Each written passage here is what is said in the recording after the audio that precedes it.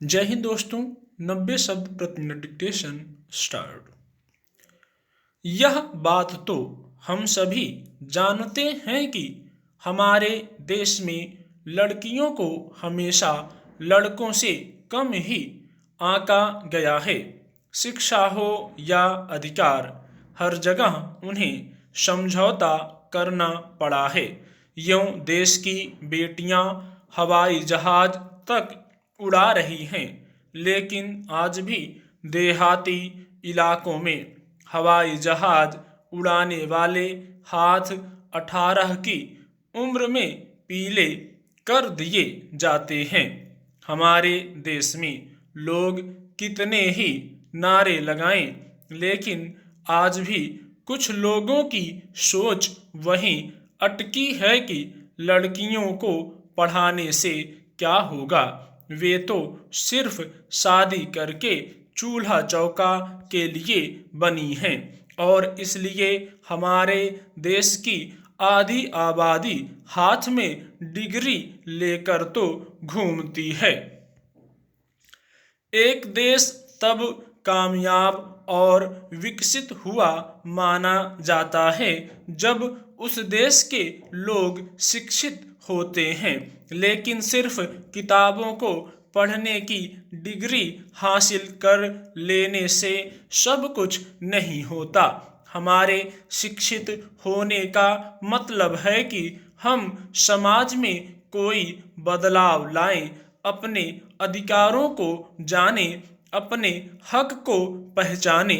यह कोई पहली बार नहीं जब बेटियों के शिक्षित न होने पर चिंता जताई गई है।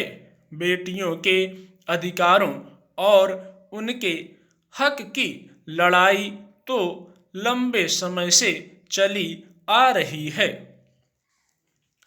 ऐसा नहीं है कि बेटियां आसमान नहीं छू रही, लेकिन आज भी कुछ बेटियों के सपने चूल्हे की आग में ही जलकर राख हो जाते हैं, क्योंकि हाथ में कापी और कलम थमाने के बजाय उन्हें बेलन और चिमटा थमा दिया जाता है और उनके सपनों का गला घोंट दिया जाता है। और इसे ही न जाने कितने सपनों और अरमानों की मृत्यु रोज चूल्हे की आग में जलने या 18 की उम्र में शादी के गठबंधन में घुटकर हो जाती है। भारत अपनी आज़ादी का अमृत महोत्सव मना रहा है।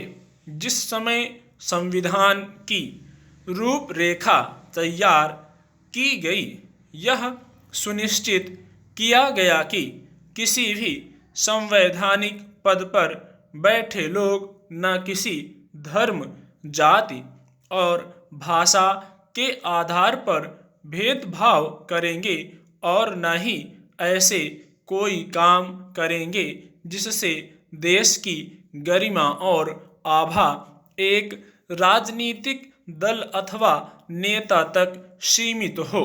हालांकि ताज्जुब की बात यह है कि सभी सरकारें, भले ही वे लोकतांत्रिक तरीके से चुनी जाती हैं, लेकिन उनका झुकाव किसी विशेष वर्ग के तरफ अक्सर देखा, पढ़ा और समझा जाता रहा है। वर्तमान समय में देश की बागडोर संभाले देश के प्रधानमंत्री की छवि को भी धर्महित से जोड़कर देखा जा रहा है।